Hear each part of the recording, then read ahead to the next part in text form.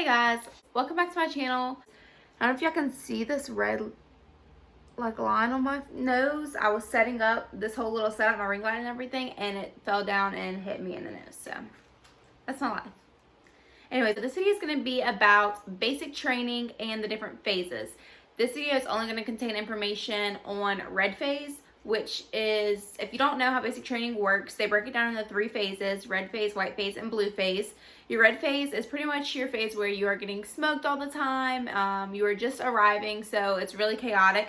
And then your white phase, you're pretty much at the range all day, every day. And then blue phase, you are getting ready to graduate, you're doing the forge, and all that good stuff. There are 3 FTXs, which are field experiences, and there's 1 in each phase. So it gets a little more difficult as you phase up, but I'll get into all of that. It has been, I think next week or the week after that will be like an exact year that I've been in. So that would be my ship date, which was October 30th for me. Today is the 24th whenever I'm filming this. So it's been a hot minute. Obviously, I've only been in for a year, so it hasn't been that long, but it's still difficult to think back on some of the things that we did, which I kept a calendar. And I don't know why I kept this. I never thought that I'd be, doing YouTube videos with it, but I think I just kept it for myself. It really helped me. First off, I forgot a calendar. So this is why you see this ratchet calendar that I made myself. So if you're going to basic, make sure to bring a calendar, something to keep up with. I mean, if that helps you though, because for some people it doesn't. People that were at basic with me, counting down the days just kind of stressed them out. So if that's something that's going to give you anxiety, don't just let the days go through. But I'm the type of person who needs to see it. So it was nice to be able to, count down each day. So each day I'm like, I would wake up like, okay, it's a new day, one less day that you have to be here. I needed that. That kept me going for some reason. But like I said, if it gives you anxiety, don't worry about it. It's really cool though that I can look back and be like, oh, okay, well on week 2, day 3, I was doing this. So this is going to be a complete breakdown of everything in red phase. My next video will be white phase and then blue phase.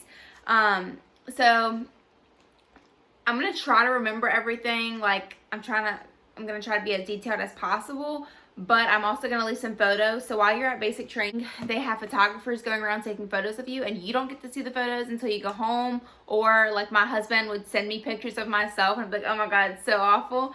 But he would send me those pictures in the mail. So I got to see those and I got to show other people, which is pretty cool. But generally you don't get to see them until you go home. So yeah, I'm going to leave those photos. I get so sidetracked on. I'm going to leave those photos somewhere on the screen. That way you can see kind of what's going on in a better representation rather than me just telling you. So I'm going to start off with this calendar that I made. And when I went home, I was the VBL cycle. So I did get to go home for Christmas. And when I went home, I brought back a real calendar that you will be seeing in my next 2 videos for the next 2 phases. But right now we're working with this. All right, so I have an entire video on reception. If you don't know what reception is, I am going to say really quick, a little brief about it. It's just where you in process. It's where you get all your shots, but I have an entire video on that. I'll leave a link down below. That way if you haven't seen that video, you can check it out. That is going to be considered week 0, and that is because that does not count towards your 10 weeks of training. So just keep in mind that when I say 10 weeks, it's actually longer than that, and reception's not always a week for everyone. Sometimes it's going to be a couple days. It just depends. For me, it was a week. So I do have week 0 on here, but I'm going to skip that and I'm going to go straight to week 1 of basic training, and that is arriving at basic training, because reception is not at the same place as basic. For me, it was right down the street. I'm going to say this. I say this in pretty much all of my armor related videos. Always, always, always know that everyone's experience is going to be completely different. My experience from someone in my same company but different platoon is going to be completely different from mine, and even more so with different companies. So just keep in mind that anything that I say, if it's not something that someone else told you or that you've experienced yourself, it's because it's not going to be the same. Every little thing is going to be different. Anyways, with that being said, I'm going to jump right in. Okay, so on day 1, you obviously arrive. It's going to be a Monday. So I have day 0 in here, which mind you, we're still at reception, but I am going to say this. that's whenever you get your SHARP brief. And if you don't know what SHARP is, it's the military's whole, or the Army. I'm not sure if it's the entire military or if it's just the Army. I don't know how that works. Don't quote me on that. But it is sexual assault, sexual harassment. You will get briefed and briefed and briefed. It's just what they have to do. It's great that, you know, they're trying to prevent it, and that's awesome. It does get very repetitive. We had one at reception. We had one at basic, if not a couple throughout basic. And then I also had one at AIT. And then once I got to my unit, I think it was just a coincidence that they were having their annual one. But we also got, like, it was like our first drill, and the very first thing was SHARP. So you will hear that a lot. So day one, we arrive. I'm sure y'all might be familiar with arriving at basic. I know there's a lot of videos about that, but pretty much you arrive and they are trying to get in your head the second that you get there, mentally, physically, the whole 9 yards. So you get there and they are giving you unrealistic time hacks to meet, like, oh, you know, there's 100 people in this platoon and you have 1 minute and 20 seconds to get 100 big duffel bags off of the truck and where they're supposed to go, and you don't know where you're going because everything's confusing. A lot of us, like, we were assigned to one platoon and then they switched it last minute, so you're like, oh crap, and you don't even know what first, second, and third platoon are. You just are given dots, and if you're just whatever color your dot on your shoulder is, that's what platoon you're assigned to. So you're already really confused. You're in a new place. You're probably regretting leaving at this point. And you're like, crap, I want to go home, but you're there. It is what it is. They're screaming at you to get these bags off. You obviously don't meet the minute time hack or whatever it is. So you're getting smoked, and you're getting smoked some more. And then for us, once we finally got all of our bags where they needed to go, we had like an unrealistic time hack to get all of our bags in our right bay, and then to get in our platoon bay, which again, this is very confusing for someone who doesn't know what's going on. But there's first floor, second floor, and third floor, and the females were on the second floor, but my platoon bay was the third floor. So anytime that were separated by platoons, or like had to meet in your platoon bay, I had to go to the third. But I knew that like my sleep bay was the second one, which seems really simple now, but whenever, you know, it's chaotic and you don't really know what's going on, it's confusing. So we had to hurry up, get our stuff in whatever sleep bay that we were assigned, and then we had to hurry up and get in our platoon bay, where we pretty much just got smoked even more. And then we got our phone call to call your parents, your spouse, whoever it is, and say, hey, I made it, I'm safe, click. It's literally like, I don't remember the exact time, but you don't have long at all. It's to say what you need to say, and I've said this in a previous video, but it's really best if you can take a picture of the paper that they give you a script to read. So if you take a picture of it and send it in a text message, that's really beneficial, because then whenever you get that phone call, you can just call to talk, which not really talk, which is like, hey, you know, that's what I did.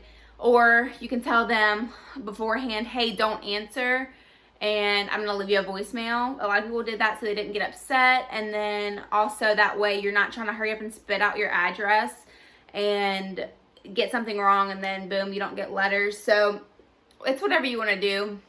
I found it best to just take a picture and send it, and I think I've said that before. So yeah, that's day one. It's really hectic. I also have that on that day. I'm assuming it was later that afternoon. Like I said, all of this is a little blurry to me. And we had a hearing brief. That's what I have. All of our briefs we were briefed by different companies, different individuals. We weren't briefed by drill sergeants or cadre members, and sometimes we were, but generally it was civilians coming in that were briefing us, unless it was like the chaplain brief. So we were issued our ear pro and just kind of given a brief about it. That's about it. Your first week is a lot of briefs, a lot of, hey, this is what's going to happen, this is what's going on, you need to be here this time, so on and so forth. I have for day 3, we had a chaplain brief, which I just talked about. And that was pretty much just meeting our chaplain. That way we could know who he was. If you don't know who the chaplain is, that's going to be your person who you can go to if you have any issues, if you need to talk to someone, if you need to report an issue. That's going to be your go-to man. So pretty much that brief, he is telling you how you can get in touch with him, how to go through your chain of command, and all that stuff. Our chaplain was really nice. So it was cool to have someone who was a cadre member but wasn't a drill sergeant, so you felt comfortable enough to talk with them if you needed to. So day 3 we have team building, which was where we went out and pretty much in the middle of nowhere. We probably had to ruck.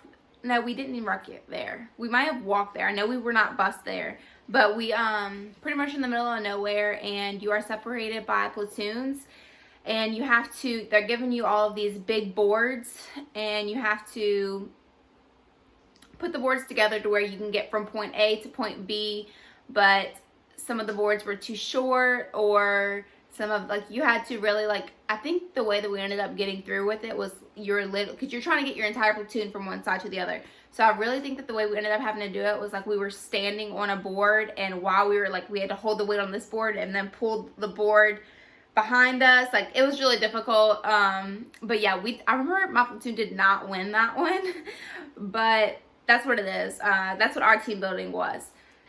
And then the next day we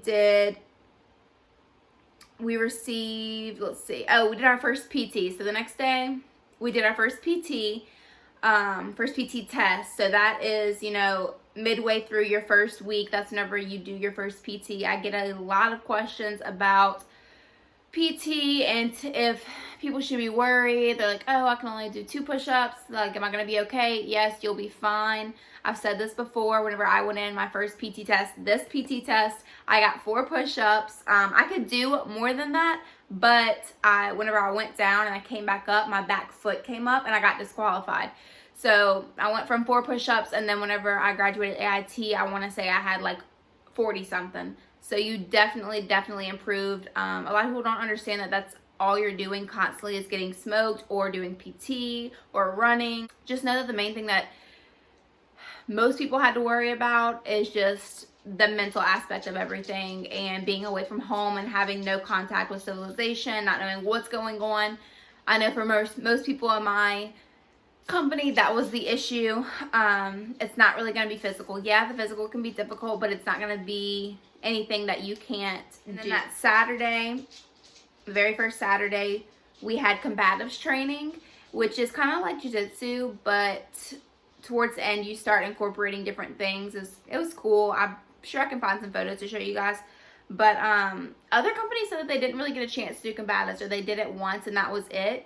And that's a whole thing with everyone's experience being different. You have to think that there are so many companies at one time with different cycles. There's so many cycles, and in those cycles there's so many different companies, that if we are doing combatives, we're using the combatives gym, then no other company is able to use the gym that day. So they really have to work around everyone's schedule and try to fit everything in. It's a lot to fit in just 10 weeks. So like I said, it could be completely different for you. And that first Sunday we had church. We had religious services every Sunday, and they had a really wide range of services to choose from. So that was really cool. I'm not really a church person. Not that I'm not a religious person. I'm Christian, but I don't go to church regularly except at basic training, which sounds kind of bad, but church there is just completely different. It's a really emotional thing. It's, you're going through a really hard time, and I remember going there and everyone's just crying, and I recommend it if you're a religious person. If not, teach their own, but it helped me a lot. All right, so now we're moving into week 2, and just like that, week's 1 over. I know I'm just talking about it, but it really does fly by. So week 2, that Monday, we had a first aid class, and like I said, this was not our drill sergeants briefing us. This is civilians coming in from the outside. And then on Tuesday of week 2, we did the gas chamber. Miserable. Everyone's like, is it really that bad? It was really bad. They kept us in for a good bit, so it was pretty bad. And then we had this one female, she wasn't in my platoon, but she was in my company, who went in and like tried to hurry up and get out. So without telling her, and I may have said this before, but without telling her, they were like, hey, so-and-so, I'm not going to say her name, but so-and-so needs a battle buddy, but didn't say why. So then someone's like, okay, I'll be your battle. And then they're like, okay, y'all are both going back in the gas chamber, and made them go back through. I felt so bad for the girl who volunteered to be her battle. But tips for that, all I can say is don't close your eyes. So what I was doing, which you'll see photos, what I was doing is when I came out, I had my eyes closed because they burned so bad. So I just remember like, oh my God, I can't open my eyes. I can't open my eyes. But as soon as I finally did open them, it felt so much better because that gas was just trapped inside of my eyes. Tears were just flowing down my face from them burning so bad, but it was a lot better. Also, a lot of drill sergeants try to mess with you and say, oh, make sure, like, we'll be in chow that morning, make sure y'all drink milk, it's gonna help you go in the gas chamber. They're lying. Don't drink milk. Other than that, you get through it just like everything else at basic. It's just something you have to do, and it's not the worst thing ever. It is bad though, guys, I'm not gonna lie. All right, and then we also did Fit to Win, and if I can remember right, we did Fit to Win first and then the gas chamber. Fit to Win was cool. It was like our first obstacle course type thing, and it's kind of just preparing you for Victory Tower and all of that good stuff. And I think we did Fit to Win twice. We either did Fit to Win twice or Victory Tower. No, we did Fit to Win twice. So we did it here, and then we did it at the Forge too.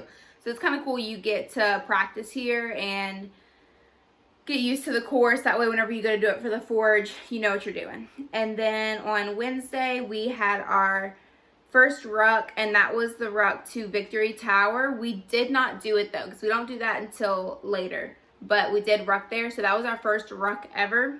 If you don't know what a ruck is, it's where you have your rucksack, which is like a big book sack, and they'll give you a packing list, and they're giving you the packing list. You really honestly don't need majority of the things that they make you pack, but they're just trying to get weight on your back. So a lot of people, including myself, did not pack everything that I was supposed to pack, and we never got checked, but I know a lot of people did get checked. Like, they make them, we did for the Forge, but other than that, they would, like, I know some companies that got checked for every single ruck. They would make them pull everything out of their rucksacks and make sure that they have everything. That way they know that everyone's carrying the same amount of weight. But we got by with not having everything. I mean, sometimes they would literally want you to have 2 pairs of extra boots in your ruck, which I get it. I get that they're training you, but it was a little excessive. And then on Thursday, we got our weapons. That was the first time we were issued our weapons. Love-hate relationship with that, because the weapons and qualifying was a lot of fun. It was a cool experience, but I will say that carrying your weapon, it's literally like your baby. Like, you can't, everywhere you go, you have to have your weapon. You go to the bathroom, you have to have your weapon. If you don't have it, someone has to be watching it, and it's just, you'll know what I mean. But pretty much don't leave your weapon anywhere, or you will get the dog smoked out of you. So keep up with your weapon. Don't lose it. Dear God, don't lose it. Yeah, that's pretty much it. That's when we got issued our weapons. The drill sergeant who worked in the armory was like, hey, I need 4 females. And our drill sergeant, was it 4 or 5? I don't know. Our drill sergeant pulled me and some other ones. So we got to work in the arms room the entire time, which was kind of cool because it was freezing there. That was the most miserable time for me. I'm from South Louisiana. I'm used to being hot. I'm used to the humidity. And I was in South Carolina, which for some people who are from up north is not very cold, but to me, it was hell.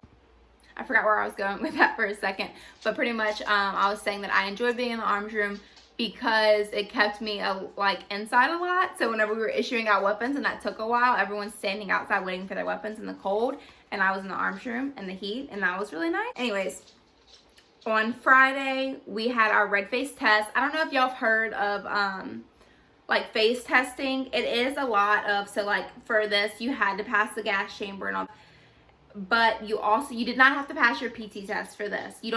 They say you have to pass your PT test, and you do, but really the main ones that are going to count, unless you're just doing really awful, they're not going to recycle you, or they're not going to get you out of there unless it is your last PT test, the one, you know, that's keeping you from going to AIT. Other than that, they will work with you on your PT test. You will improve, and you will eventually get it. If you don't, they generally recycle people, so you do get another chance, and it sucks that you don't get to graduate with your class, but hopefully you do eventually pass that and graduate. We did have a couple people get recycled, but not nearly as many as what you would think. I'm so all over the place, but for red face testing, it's literally like a little quiz, like a piece of paper, probably front and back, and it's just general questions about first aid, about the different briefs that you've gotten up until that point. You just have to pass that test. It's really, really easy, so don't stress about that. That Saturday, we did a medical class, and then we went to the PX. So you will hear me in previous videos say, bring as little as possible with you to basic training, because obviously, you know, you're holding your bags above your head and it's heavy and all that stuff, but bring what you need, because I mean, that's the end of week 2. You're going into week 3, and that's the first time that you've been to the PX at all. So if you're missing something, hopefully one of your battles is going to let you borrow it, but if not, you're screwed. Bring what you need, leave what you don't, and just know, again, it's going to be different for everyone. You may go the first week you're there, or you may not go into the 4th week, but you're not getting to that PX. You don't get to just say, oh, I'm out of this, or oh, I need this. It don't work like that, especially in red face. At Sunday, church service again. If you don't go to church service, they make you clean the bays.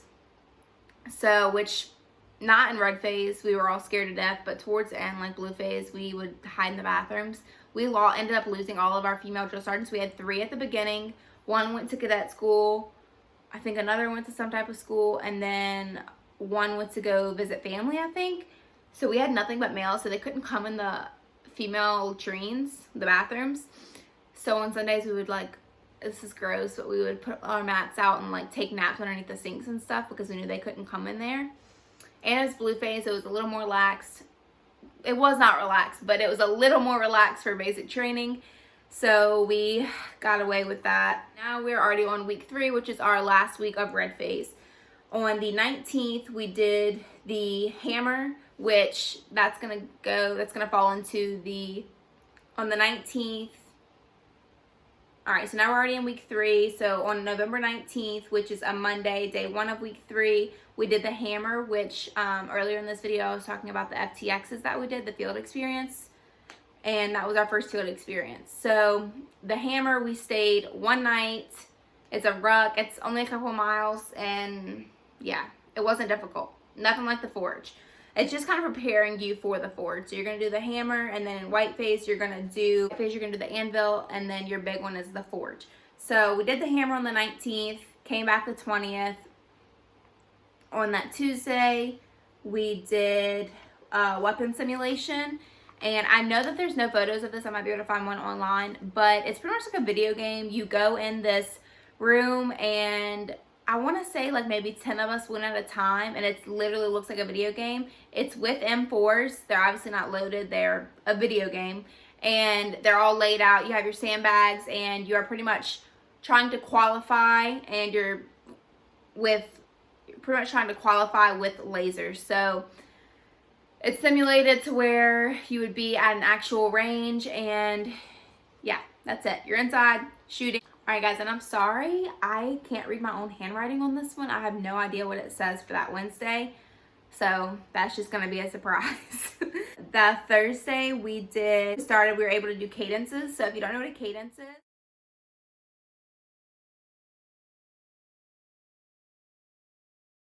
so whenever you arrive, you see all of these cycles that are in blue phase and red phase, and they are doing cadences, and that's like the only thing that our drill sergeants really had fun with, as much fun as you can have at basic training. So it's like, dang, I want to do cadences, but you can't because you're the newbies and they don't let you. So that's something that is kind of like a privilege. And on Friday, we had our first locker check. You really shouldn't have any contraband just because you're literally there for 10 weeks, and what could you have? Like, besides snacks from the DFAC, like, come on. There's nothing that you really need within those 10 weeks. Just, I wouldn't risk it. You don't know when they're going to do locker checks. If they do and you have something you're not supposed to have, even it could seem like the smallest thing in your civilian life, to them, they're going to take it really seriously. And you could even like go as far as to getting recycled.